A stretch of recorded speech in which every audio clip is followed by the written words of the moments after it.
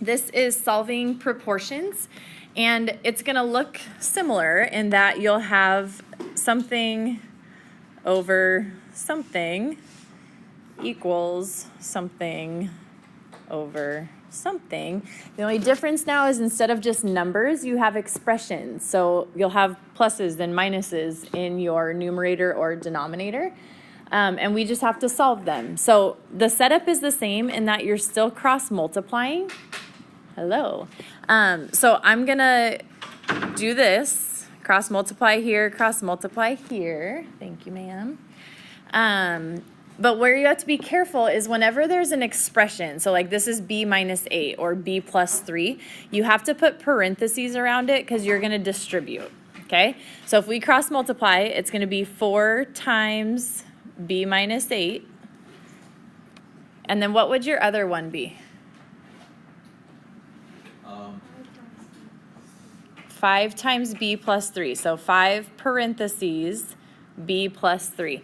Just make sure that you're not going across. You're going diagonal. I feel like that's probably the most common mistake that gets made is people try to go horizontally instead, and that's not what we want. We want to go diagonal and multiply, diagonal and multiply.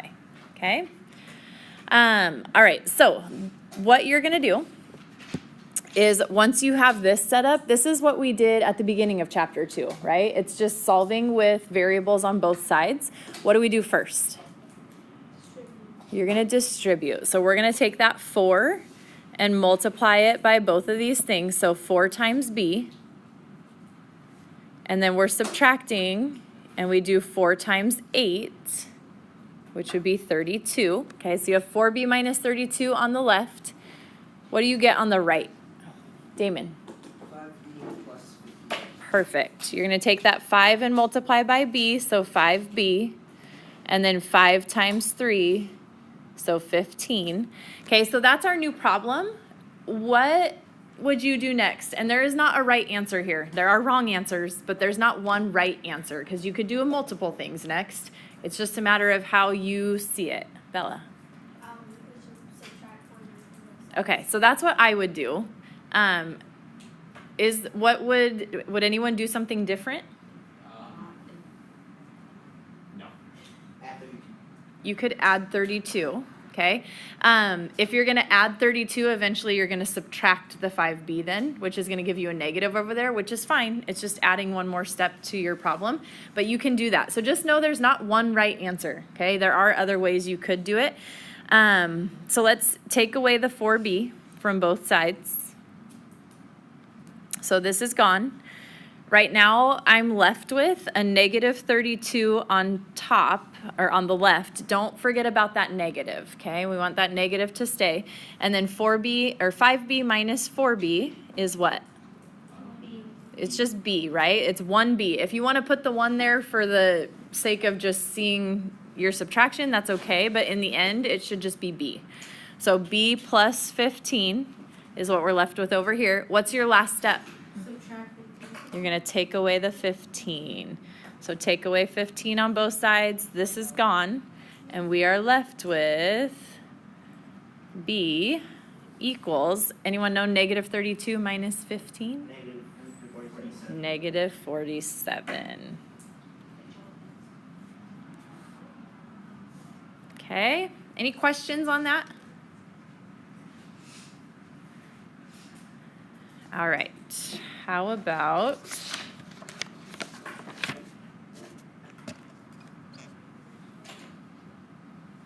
we're going to do this, okay? One thing to note, one thing to make sure of is when you're doing proportions, they need the same units in the numerator and the same units in the denominator. What's a numerator? The top. The top numbers. What's a denominator? The bottom. The bottom, okay? So what we were doing earlier in 2.6 with dimensional analysis and whatnot was we were canceling out units, right? So we wanted, if it was on top and we wanted to go from miles to feet or feet to miles, we would cancel them out by putting, if feet were up top, we'd put feet on the bottom and we'd cancel them, okay? Well, when you're solving proportions with units, that's not what you want to do. You want your units to correspond to each other, so you want them to be across from each other. So, for instance, if I said we were going 100 miles in 2 hours, and that's equal to some number of miles in 5 hours, okay? Notice my units on top are both miles, and my units on bottom are both hours. We don't want to cancel them out here. We want them to match up. So 100 miles per 2 hours is how many miles per 5 hours, okay?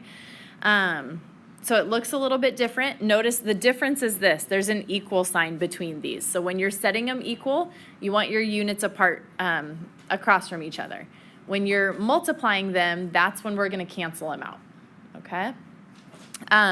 So this would be the correct way to do it. If I did 100 miles over 2 hours, and I set that equal to 5 hours over X miles, that would be the wrong way, okay? We don't want to cancel out our miles and our hours, or we're not left with any units. So just make sure that when you're doing a proportion, when you're setting them equal like this, miles are across from miles, and hours are across from hours, okay? Okay, so I'm going to give you an example. It's a word problem. I'm not going to write all the words out. I'm just going to kind of talk you through it. This would be like example 4 in the book, if you ever refer back to the book. Here's what it says. An MP3 player has 2 gigabytes of storage and can hold 500 songs. Okay, so that's MP3 player number 1. Okay, a similar but larger MP3 player, so MP3 player number 2, has 80 gigabytes of storage. And I want to know how many songs then that 80 gigabyte one could hold. Okay, so it's 80 gigabytes of storage and how many songs? We don't know the number of songs. Could you set up a proportion for me? Something over something equals something over something. How would you set that up? So that's 2 over 500 and then 80 over X. Right. So it's going to be 2 gigabytes over 500 songs would be equal to, and then here's where you have to be careful. Gigabytes goes where? Top or bottom? On top. We don't want to cancel them out. So 80 gigabytes and some number of songs. And you're just going to pick a variable. I don't care if it's X or Y or S, whatever you want to pick. Pick a variable. And then how do I solve that? You cross multiply. So we're going to cross multiply it. 2 times X would be 2X. And we set that equal to, and then cross it the other way. 500 times 80. Okay, and then from there, it's just a matter of simplifying our problem. So it's going to be 2x equals 40,000, 500 times 80. And then what do you have to do to solve for x? Divide. So we're going to divide by 2 on both sides. And x is going to be 20,000. 20,000 what? Songs, right? If it's 2 gigabytes for 500 songs, it's 80 gigabytes will give us 20,000 songs. Okay, so make sure you label it for what it is, because we don't want to say it's 20,000 gigabytes, right? It's 80 gigabytes for 20,000 songs. Questions on that? All right, last one, and then we'll be done. Just like the first one here. If I give you n over 5 equals 2n plus 4 over 6. Okay, how do you solve it? Damon. Cross multiply. Okay, so when I cross multiply this, what do I get? 6n. When I cross multiply this, what do I get?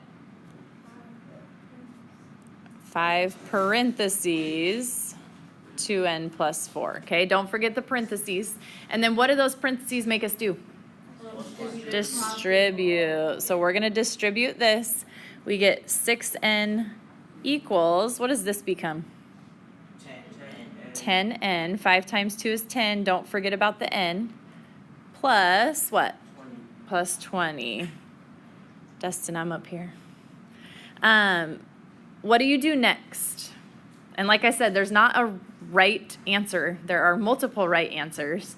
There are some wrong ones. What would you do? What do you mean combine like terms? Or we subtract. Subtract what? 10. So you could do either, right? If you don't want to add an extra step, I would subtract the 10n. But you could go the other way. It just means you're going to do a little bit more work. So this is gone. 6n minus 10n is what?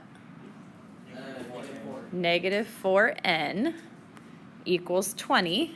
And then what do? You divide. Then you're going to divide by negative 4. What's 20 divided by negative 4? Negative 5. Okay, so that would be your answer. How can you check these? You could do it in a calculator, plug it back into the original problem, and then just simplify, right? If it simplifies to the same thing, you're good. Did you have a question, Damon? No. Good to go? Questions? Why is that funny? No, I was on that. Cause like after you, no, cause